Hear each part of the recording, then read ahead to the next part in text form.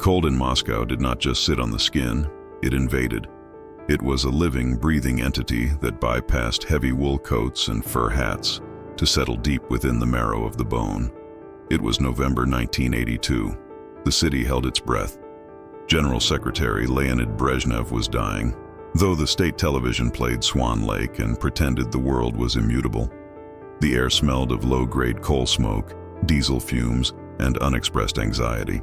For Dmitry Ivanovich Rostov, the cold was a secondary concern. His primary concern was the silence, not the peaceful silence of a library or a sleeping child, but the heavy, watchful silence that permeated Soviet society. It was the silence of things left unsaid in communal kitchens, the silence of glances exchanged on the metro, and the silence of the state listening through the walls. Dmitry pulled his collar up against the biting wind as he hurried down a side street in the Tagansky district. He was a man of unremarkable appearance, which was by design. 54 years old, with graying hair combed back severely and spectacles that constantly fogged up, he looked like exactly what he was, a teacher of music theory at a mid-level conservatory. But on Thursday nights, Dmitry was something else. He was the choir director of the Church of the Intercession, a crumbling yellow stone edifice that had miraculously survived the purges of the 1930s, mostly by being too insignificant to destroy. The church was officially active, meaning the state allowed it to function to prove to the West that religious freedom existed in the USSR. In reality, it was a fishbowl. Dmitry knew this.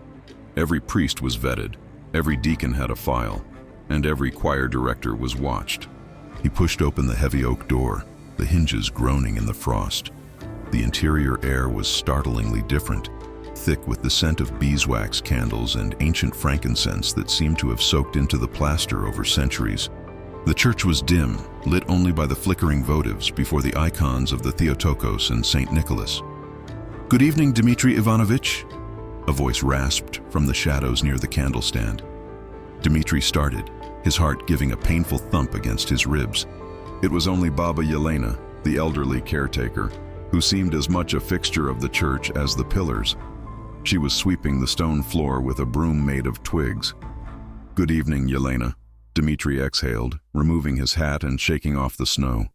"You startled me. It's quiet tonight." "Too quiet," she muttered, not looking up. "The streets are empty. They say the old man in the Kremlin is finished. When the head falls, the wolves bite." Dmitry didn't respond. Political talk, even with a babushka in a church, was dangerous. He walked toward the kleros, the raised area for the choir. He had a rehearsal to run. Tonight was important. They were preparing for the feast of the entrance of the Theotokos. But more importantly, they were attempting a piece by Tchaikovsky that required a precision his ragtag group of volunteers rarely achieved. He set his leather satchel on the conductor's stand. The choir was small, only 12 members. They were a mix of the devout elderly, who had nothing left to lose, and a few younger people who were either spiritually hungry or foolishly brave. Being seen entering a church could cost a university student their degree or a worker their promotion. As he organized his sheet music, the choir members began to trickle in. There was Sasha, a factory foreman with a booming bass voice and hands stained permanently with grease. There were the sisters, Anya and Tatiana, sopranos who sang with the purity of angels but constantly bickered about tempo. And then there was the empty spot. Lev, their tenor, had not shown up for 2 weeks. In the West, a missing choir member meant they had the flu or perhaps a flat tire. In Moscow in 1982, a missing person was a void that sucked the air out of the room. No one asked where Lev was. To ask was to acknowledge the possibility that Lev had been taken, or that Lev had fled, or that Lev was currently sitting in a room with gray walls answering questions about everyone else in the choir. Dmitry tapped his tuning fork against his knee and held it to his ear, humming a soft A. The sound was clean, a perfect physical constant in a world of lies. "Let us begin," Dmitry said softly. "The cherubic hymn. Please, watch the phrasing on the Alleluia." The choir shuffled. They opened their folders. The air was tense. Just as Dmitry raised his hand to give the downbeat, the heavy oak door at the back of the church creaked open again. The wind howled in, extinguishing 3 candles instantly. A man stood in the doorway. He was silhouetted against the streetlights outside, tall and broad-shouldered. He closed the door firmly, cutting off the wind, and stepped into the nave. Dmitri lowered his hand. The choir turned to look. Strangers were rare. Strangers who arrived late were suspicious. The man walked forward. He was younger than Dmitri, perhaps in his late 30s.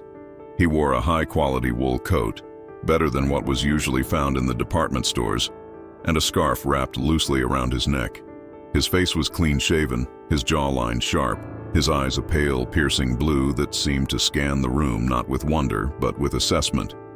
"Forgive the intrusion," the man said.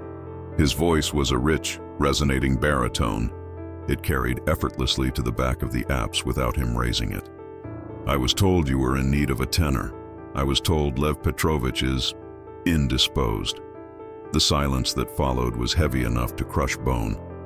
Dmitri felt a cold trickle of sweat down his back despite the drafty church. The stranger knew Lev's name. "Who told you that?" Dmitri asked, keeping his voice steady. The man smiled. It was a polite smile, but it didn't reach his eyes. "Common knowledge in the neighborhood. Word travels. My name is Victor Volkov. I have recently moved to the district. I wish to serve." Dmitri gripped the edge of the music stand. "We are a closed group, citizen. We are not holding auditions." "But surely..." Victor stepped closer, removing his gloves with slow, deliberate movements. "The church is open to all, and the liturgy requires a full harmony. You cannot sing the Bortniansky setting without a strong tenor line. Sasha here," he nodded respectfully at the bass, "cannot carry the bottom alone if the middle is hollow." Sasha blinked, surprised to be addressed.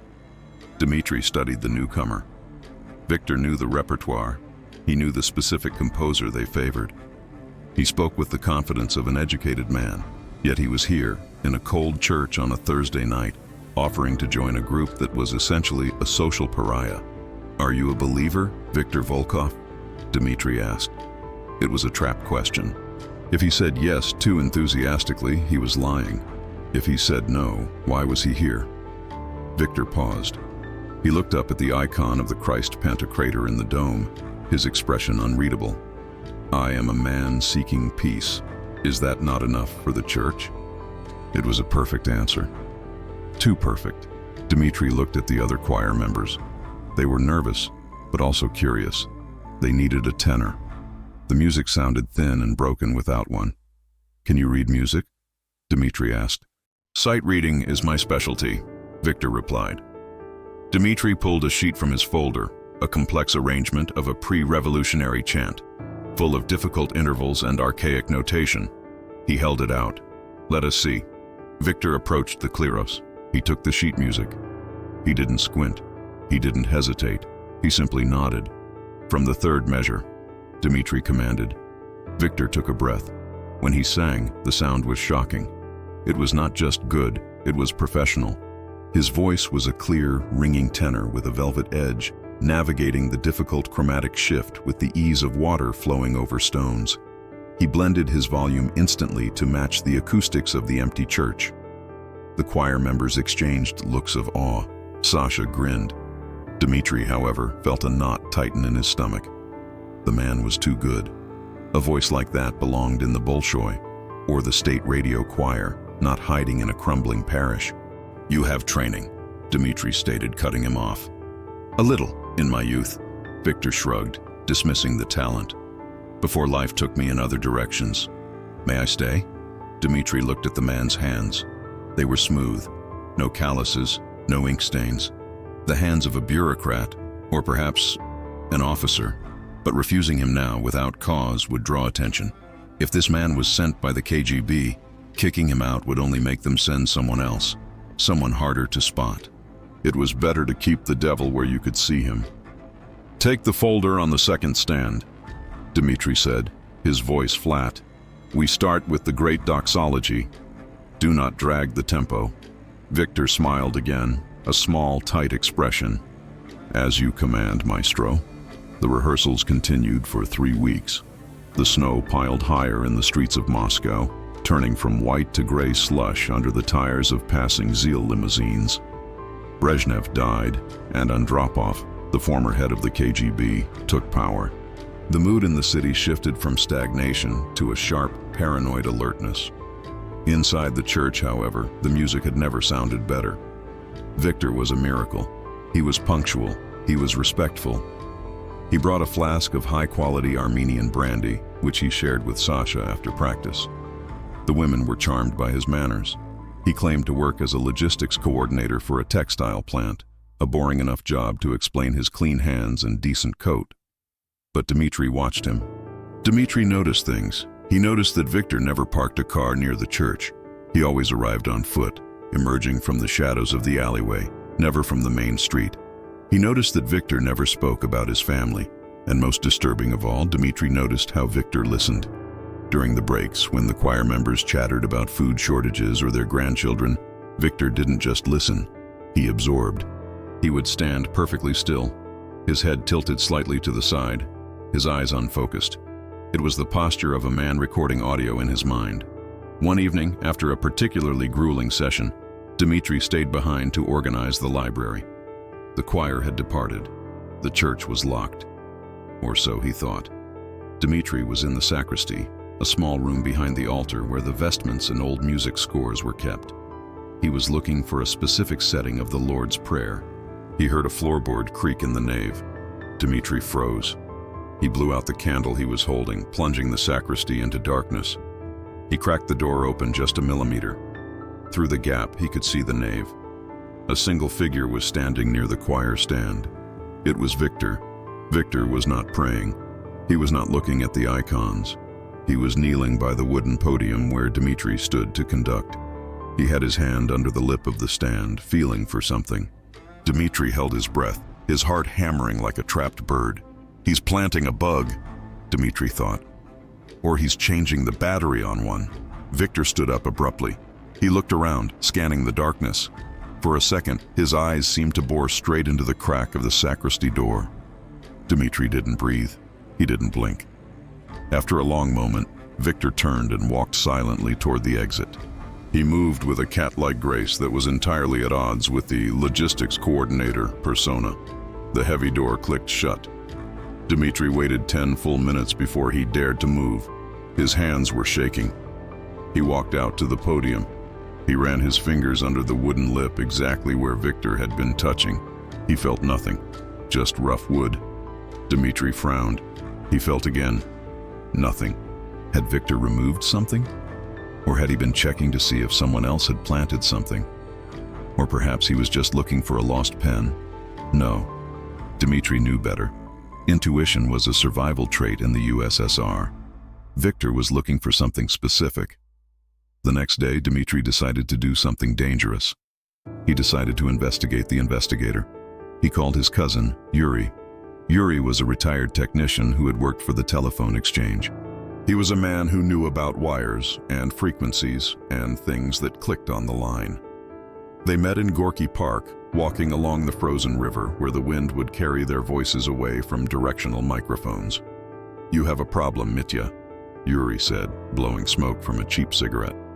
"If he is KGB, you do nothing. You sing, you smile, you go home. If you poke the bear eats you." "He's not just observing," Dmitri insisted. "He's looking for something. He's too good at music, Yuri. He reads Gregorian chant notation. Do you know how many people in Moscow can do that? Priests and conservatory professors. He is neither." "Maybe he is a defrocked priest," Yuri suggested. "No, he moves like a soldier. And his shoes? Last week I saw the sole when he knelt.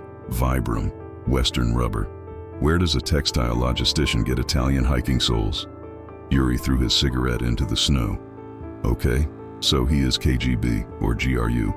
What do you want me to do? I cannot wiretap him." "I don't want you to wiretap him," Dmitri said. "I want to know about the interference." "What interference?" "Last week, during practice," Dmitri explained. "Sasha wears a hearing aid, the old Soviet kind, big box in his pocket. Twice during practice, Sasha complained of a high-pitched squeal. He thought his battery was dying, but it happened exactly when Victor was checking his watch." Yuri stopped walking. He looked at Dmitri with serious gray eyes. "A transmitter. Short burst. He was sending a signal." From inside the church? Maybe triggering a recording device or signaling a team outside. If he has a transmitter strong enough to disrupt a hearing aid, he is not just an informant, Dmitri. He is an operative. He is running an operation. Dmitri felt the cold seep into his bones. An operation against whom? The choir? We are 12 people singing hymns. We are nobody. Maybe not the choir, Yuri said darkly. Maybe the church is a dead drop, a place where spies leave messages for each other. It's perfect. Public, dark, predictable schedule. Maybe your Victor isn't watching you. Maybe he's waiting for someone else. The theory of the dead drop gnawed at Dmitri.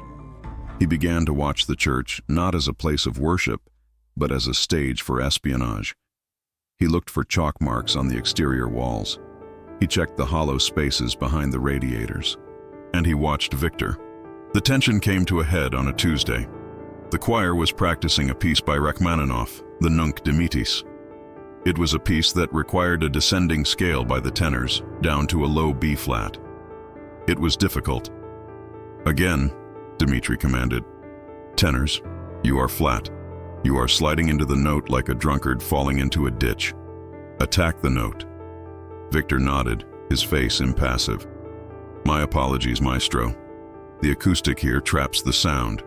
The acoustic is fine, Dmitri snapped. He was on edge. The problem is focus. As they reset to sing, the door opened. But this time, it wasn't a late choir member. 2 uniformed militia police officers stepped in. Behind them walked a man in a gray suit. He was not Victor. He was older, balding, with a face like a crumpled paper bag. The singing stopped. The choir froze. This was the nightmare scenario. A raid. The man in the gray suit walked up the aisle. He didn't look at the altar. He looked straight at Dmitri. Dmitri Ivanovich Rostov? The man asked. I am he, Dmitri said, placing his baton down. He tried to keep his hands from trembling.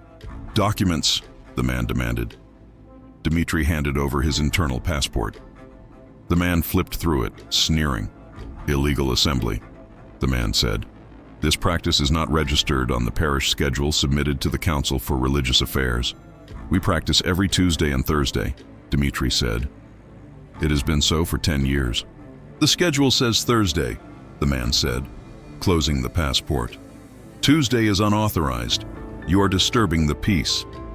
We are singing, Sasha rumbled from the back, his voice deep and angry. Since when is singing a disturbance? The policeman stepped toward Sasha, hand on his baton. Quiet, citizen. Dmitri looked at Victor. He expected Victor to look worried, or perhaps performatively indignant. Instead, Victor looked bored. He was checking his watch again. He's not worried, Dmitri realized, because he's on their side. But then, something strange happened. Victor stepped forward. He walked right up to the man in the gray suit. He didn't cower. He stood to his full height, towering over the bureaucrat. Comrade, Victor said, his voice dropping to a low, authoritative register. You are interrupting a cultural rehearsal. The man in the gray suit sneered. Who are you? Victor reached into his coat pocket. The policemen tensed, hands going to their holsters. But Victor didn't pull out a weapon. He pulled out a small red booklet.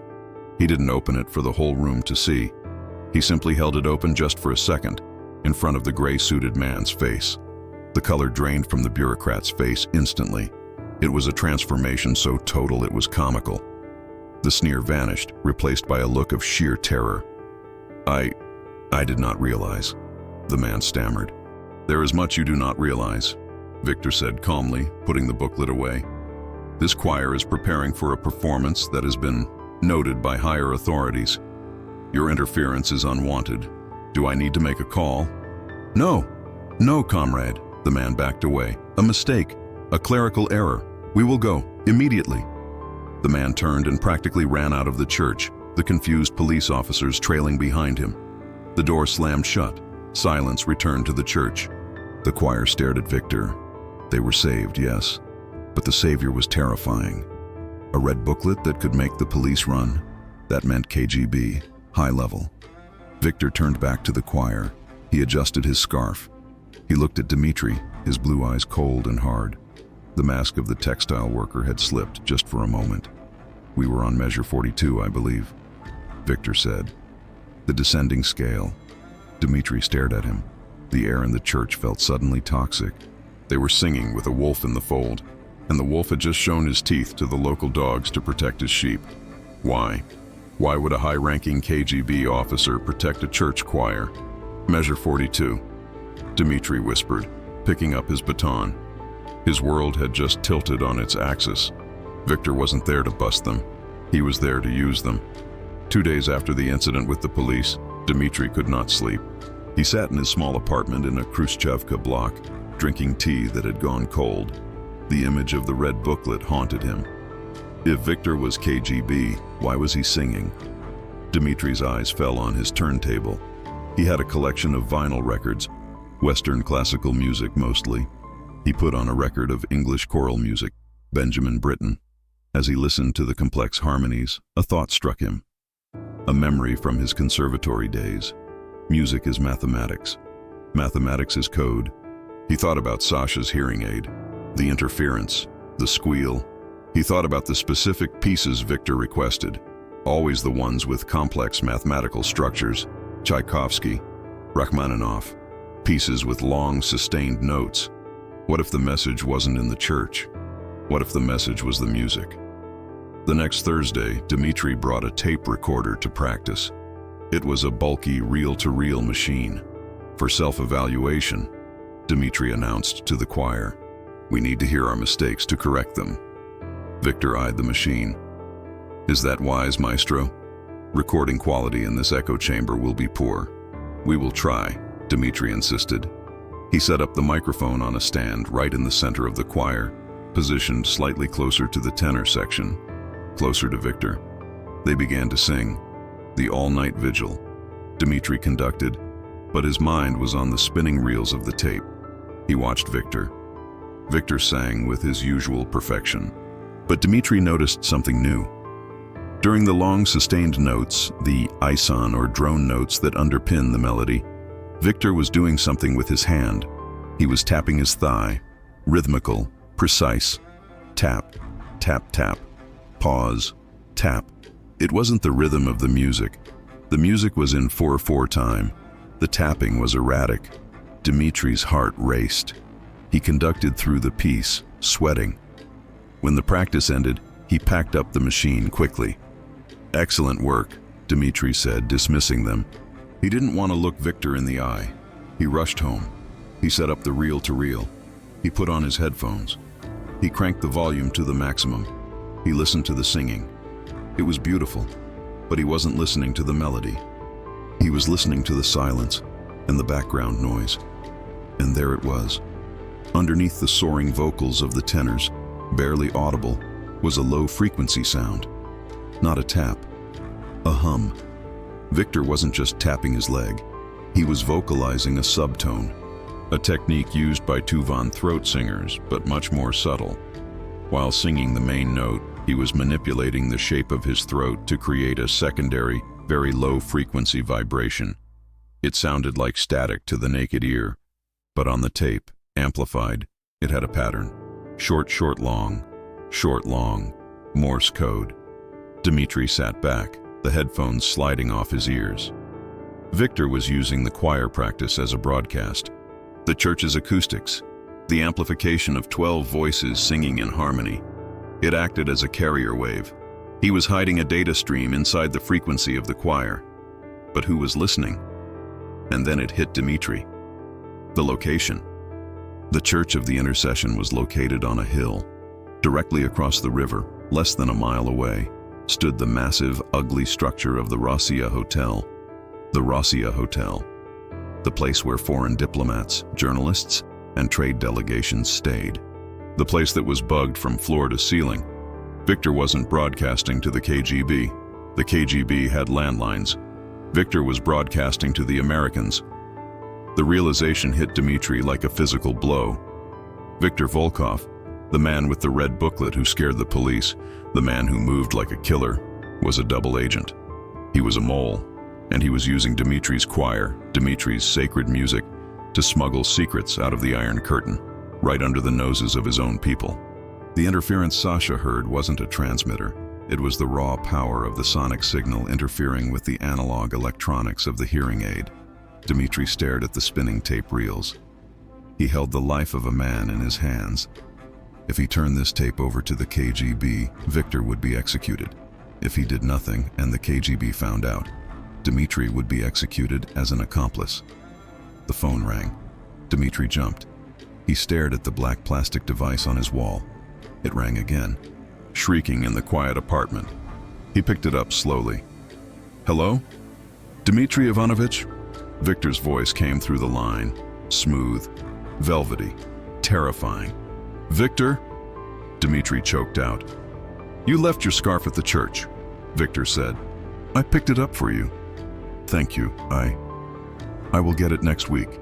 I am downstairs," Victor said. "I thought I would return it personally. And perhaps we could listen to that tape together? I am very interested in how I sound." Dmitri looked at the door. He looked at the tape player. "Come up," Dmitri said, his voice sounding like it belonged to a stranger. He hung up. He had about 90 seconds before Victor walked through the door. Dmitri made a choice. He didn't know if it was bravery or madness. He took the reel of tape off the machine. He walked to the kitchen stove. He lit a match. The plastic ribbon curled and blackened, the smell of burning chemical filling the tiny kitchen. The code, the evidence, the voice. It all turned to ash. A knock at the door, 3 sharp raps. Dmitri brushed the ash into the sink and washed it away. He straightened his cardigan. He walked to the door and unlocked it. Victor stood there. He was smiling, but his eyes were scanning the room, looking past Dmitri, looking for the recorder. "The tea is hot," Dmitri said. "Good," Victor replied, stepping inside and closing the door behind him. "It is a cold night for secrets, Dmitri Ivanovich." The smell of burnt plastic hung in the kitchen like a toxic fog. It was sharp, acrid, and undeniable. Dmitri stood with his back to the sink, his hands gripping the porcelain edge until his knuckles turned white. Viktor Volkov stood in the center of the small living room. He did not sit. He seemed to consume the space, his presence making the cramped apartment with its peeling wallpaper and Soviet-issue furniture feel even smaller. He slowly unbuttoned his heavy wool coat, revealing a pristine gray suit underneath. "You have a unique way of making tea, Dmitri Ivanovich," Victor said, sniffing the air. "It smells less like Ceylon and more like polyester." Dmitri turned slowly. He forced his face into a mask of confusion. "An accident. I left a handle too close to the burner. Clumsy." Victor's blue eyes drilled into him. He walked toward the kitchen, his footsteps heavy on the linoleum. He stopped at the threshold, looking at the sink where the black ash had been washed away, leaving only a faint, greasy streak on the stainless steel. "Carelessness can be dangerous," Victor murmured. "In cooking and in life.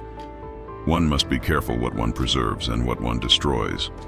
He turned his gaze to the reel-to-reel machine in the corner. It was empty. The spools were bare.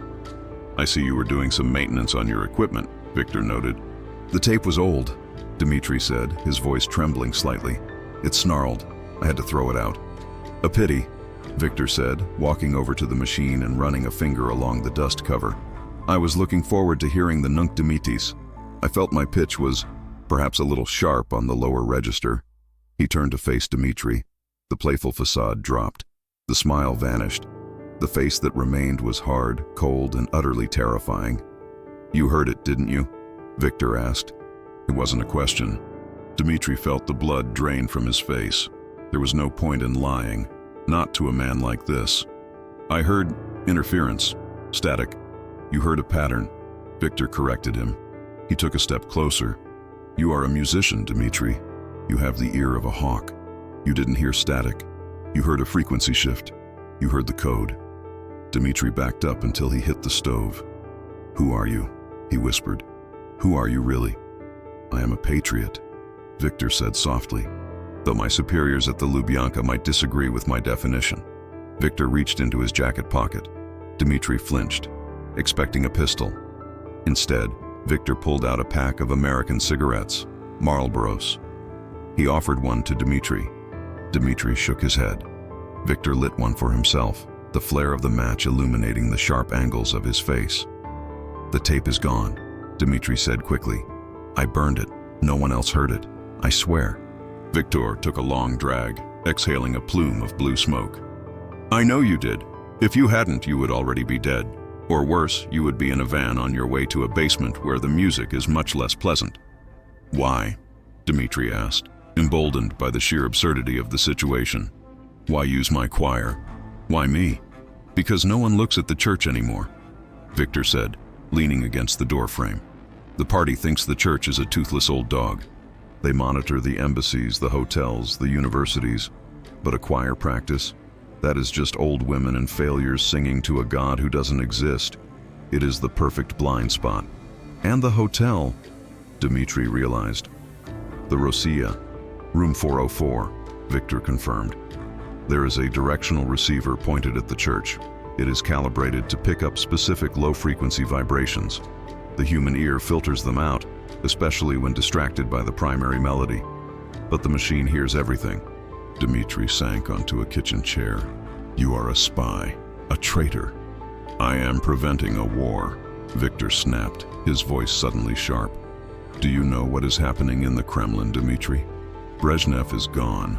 Andropov is a paranoid old man hooked on kidney dialysis machines. He sees American ghosts in every shadow. He is convinced the West is preparing a first strike. He is preparing to push the button first." Dmitri stared at him. The scale of the confession was paralyzing.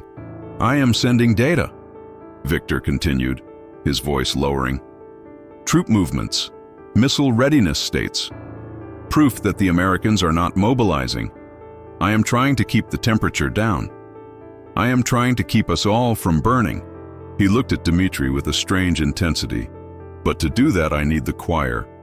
And now I need you." "Me?" Dmitri choked out. "No. I want no part of this.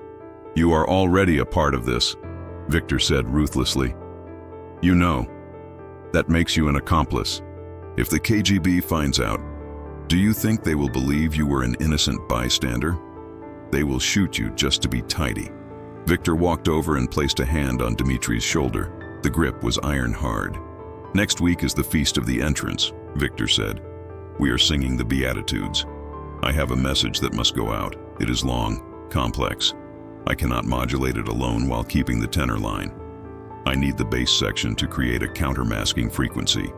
I need you to arrange the piece specifically for that purpose." "You want me to rewrite Bortniansky?" Dmitri asked, offended despite his terror. "I want you to adjust the dynamics," Victor said. "Make the basses louder in measures 10 through 20. Soften the sopranos. Create a sonic tunnel for me. Can you do that, maestro?" Dmitri looked at the burnt matches in the sink. He looked at the man who held his life in his hands. He realized he had crossed a threshold the moment he invited Victor inside. "Measures 10 through 20, Dmitri whispered. "Fortissimo for the basses." Victor smiled. "Good, we understand each other." Across the Moskva River, the Rossiya Hotel loomed like a brutalist cruise ship run aground. It was the largest hotel in the world, a labyrinth of 3,000 rooms, 5 restaurants, and countless listening devices.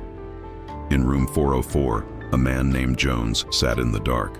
Jones was listed as a trade attaché for a Canadian agricultural firm. In reality, he was CIA. He was tired. He had been in Moscow for 2 years, and the grayness was starting to eat at his soul. He sat in front of a window that offered a panoramic view of the Kremlin, and more importantly to him, the small yellow church on the hill across the river. On the table in front of him sat a device that looked like a high-end stereo receiver, but with far too many dials. A laser microphone was mounted on a tripod, aimed not at the glass of the church windows, which were too thick and dirty, but at the wooden ventilation louvers in the bell tower. Jones adjusted his headphones. The green light on the console flickered. Choir practice. He heard the faint, ghostly sound of voices. It was distorted by the wind and the traffic below, but the technology scrubbed the noise, isolating the harmonic frequencies. "Come on, Nightingale," Jones muttered, using the code name they had assigned to the source. "Sing for your supper." He watched the oscilloscope on his laptop. a bulky, primitive, portable computer that was state-of-the-art for 1982. The waveform spiked. The voices were singing something sad and Russian. Jones didn't care about the music. He cared about the anomaly. There, the line on the screen jagged. It wasn't random static.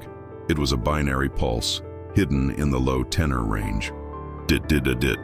Jones's fingers flew across a notepad, transcribing the raw data. He didn't decipher it. That was for the crypto boys in Langley. His job was just to catch the rain. The signal was strong tonight. But then it cut out. Jones frowned. He tweaked the gain. Nothing. Just pure singing. Lost him, Jones whispered. Interference. He looked out the window. The snow was falling harder, but the laser should cut through that. Suddenly, the phone in his room rang. A standard rotary dial phone. Jones stared at it. No one called this line. It was an unsecured line. He picked it up. Da, he answered in Russian. The weather is turning, a voice said. It was a male voice, speaking English with a heavy, deliberate accent. The birds will fly south next Thursday.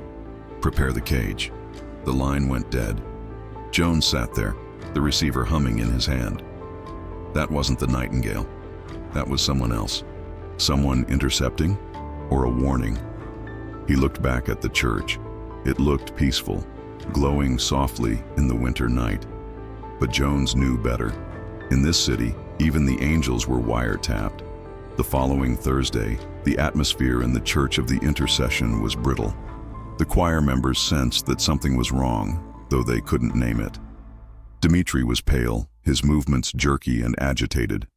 Victor was calm, terrifyingly so, standing in the tenor section like a statue. We will take the Beatitudes from the beginning, Dmitri announced. His voice cracked. He cleared his throat.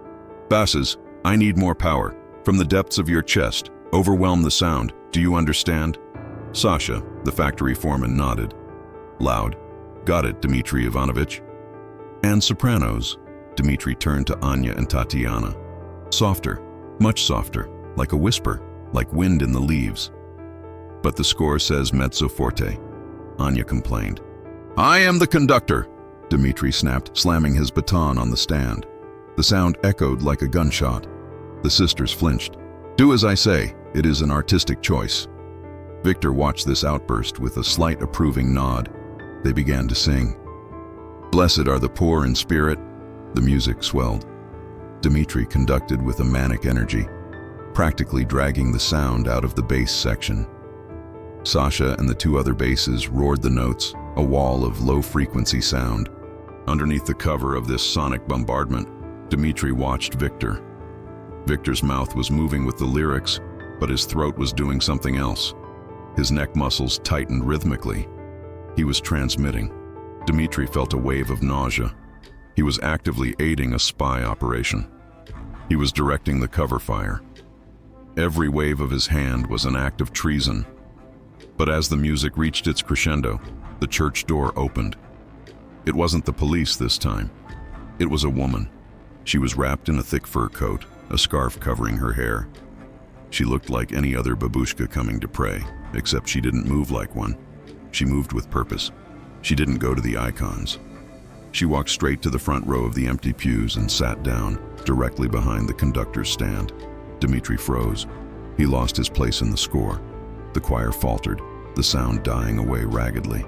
Victor stopped singing instantly. His eyes locked onto the woman. For the first time since Dmitri had met him, Victor looked surprised. The woman lowered her scarf. She was younger than she appeared at a distance, perhaps 40, with severe features and gray eyes that looked like steel bearings. Please, she said, her voice clear and authoritative. Do not stop on my account. The music is illuminating. Victor stepped forward, breaking the formation. Comrade Petrova, he said. His voice was guarded. I did not know you were a patron of the arts. I have many interests, Major Volkov, she replied. Religion, music, treason.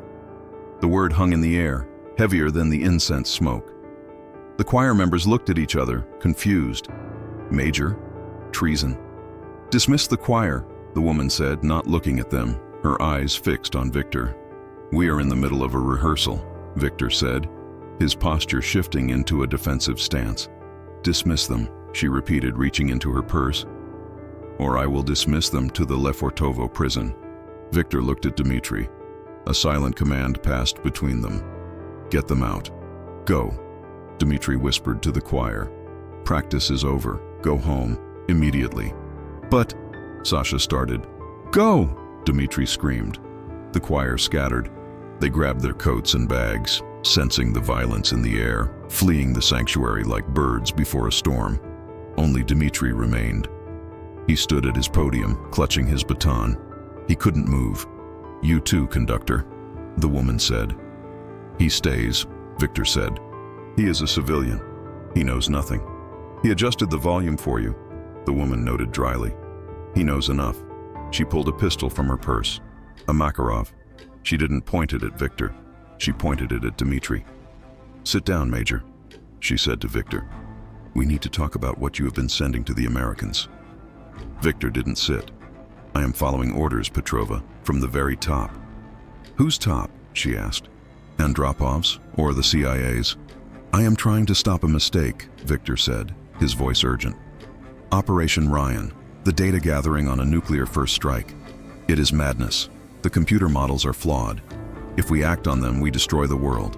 I am leaking the flaws in the models so the Americans know we are scared, not aggressive, so they can de-escalate." "You are leaking state secrets," she said coldly. "That is the only definition that matters." "I am saving the state from suicide," Victor shouted, his voice echoing in the dome. Dmitri watched, paralyzed. This wasn't just espionage. This was a civil war within the KGB. Two factions of the same beast, fighting over the throat of the world. "The Directorate disagrees," Petrova said. She cocked the hammer of the pistol. "You have compromised the network. You have used this choir as your personal telegraph.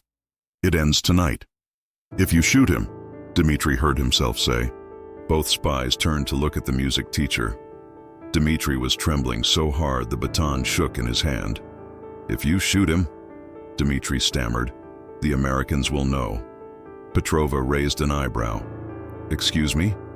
The transmission?" Dmitri lied, his mind racing. "It wasn't finished. It was a two-part code. If the second part isn't sent tonight at this exact time, the receiver will interpret the silence as a confirmation of imminent attack. They will raise their alert status. DEFCON 2. Maybe 1. It was a desperate, nonsensical lie. But Dmitri knew one thing about the Soviet system. It ran on fear. Fear of making the wrong move. Fear of accidentally starting the war you were trying to prevent. Petrova hesitated. The gun didn't waver, but her eyes flickered. "He is lying," she said. "Are you sure?" Victor chimed in, seizing the opening. He stepped closer to Dmitri. "The protocol is automated, Petrova. Dead man's switch. If I don't complete the Beatitudes, the signal implies a decapitation strike on Moscow. The Americans will launch." It was pure theater. But in the high-stakes paranoia of 1982, where no one trusted anyone and the technology was a mystery to the old guard, it was plausible. Petrova lowered the gun slightly. She looked at her watch. "Finish the song," she ordered. "But I will be standing right here, and if I hear one note that sounds like a code, I kill the conductor first." Dmitri looked at Victor. They were alone. The choir was gone. "We cannot do it alone," Dmitri whispered. "We need the harmony. We need the bass line to hide the signal. We don't need to hide it anymore," Victor murmured. "She knows. We just need to make noise." "But the lie," Dmitri hissed. "There is no dead man's switch." "I know," Victor said, "but we need a distraction. Sing, Dmitri. Sing for your life." Dmitri raised his hands. He began to sing the bass line himself. His voice was not as strong as Sasha's, but it was steady. "In thy kingdom, remember us, O Lord." Victor joined in, taking the tenor line. His voice soared, filling the empty church. It was a duet of desperation. Two men, a teacher and a spy, singing an ancient liturgy while a woman with a gun watched them, calculating the trajectory of a bullet. Victor wasn't coding anymore. He was just singing. But as he sang, he moved. He took a step toward the altar, then another. Petrova tracked him. "Stand still." "The acoustics." Victor sang the words instead of saying them, blending them into the melody. "I must project." He was moving toward the heavy candelabra stand, a massive brass fixture holding 50 beeswax candles. Dmitri understood. He sang louder, his baritone voice cracking with effort, trying to draw Petrova's eyes. "Blessed are the meek." Petrova glanced at Dmitri for a split second, annoyed by the volume. That was all Victor needed. He didn't stop singing. He lunged. He kicked the base of the heavy brass candelabra. The fixture toppled over with a crash that sounded like a bomb going off. Hot wax and burning wicks flew everywhere. The heavy brass struck Petrova in the shoulder, knocking her off balance. The gun went off. Bang! The bullet shattering the icon of St. George. Victor was on her before she hit the floor. He wasn't the tenor anymore. He was the killer. A sharp, efficient strike to the temple, and she went limp. Silence returned to the church, broken only by the hissing of extinguished candles on the wet stone floor. Dmitri stood frozen, his mouth open, the last note dying in his throat. Victor stood over the woman, panting. He checked her pulse. Alive. Unconscious. He looked at Dmitri. "You sing well, Dmitri Ivanovich." "Is it over?" Dmitri asked, his voice a squeak. "No," Victor said, straightening his coat. "She is not alone. She has a team outside." They heard the shot. "We have maybe 2 minutes before they storm the doors." Victor walked over to the altar. He grabbed the heavy gospel book and shoved it into his coat pocket. No. He reached behind the altar and pulled out a small canvas bag. He had a go bag hidden there all along. "There is a passage," Dmitri said suddenly. Victor turned. "What?" "The crypt." Dmitri pointed to a heavy iron grate in the floor near the choir stand. "It leads to the old boiler room. The boiler room exits into the sewer system. It comes out near the Yauza River." Victor looked at the grate, then at the front door where heavy fists were already pounding. "Bam! Bam! Open up!" "Show me," Victor said. Dmitri realized he wasn't just a witness anymore. He was a fugitive. If he stayed, the KGB would find Petrova, find the bullet hole, and find him. He would never explain this away. He ran to the grate and heaved it open. The smell of damp earth and rot wafted up. "After you," Dmitri said. Victor jumped down into the darkness. Dmitri looked back at his beloved church one last time. He saw his baton lying on the floor. He left it. He jumped. Above them, the main doors splintered and cracked open. Shouts filled the nave. But the music teacher and the spy were already gone, vanishing into the underbelly of Moscow, into the true silence of the cold earth.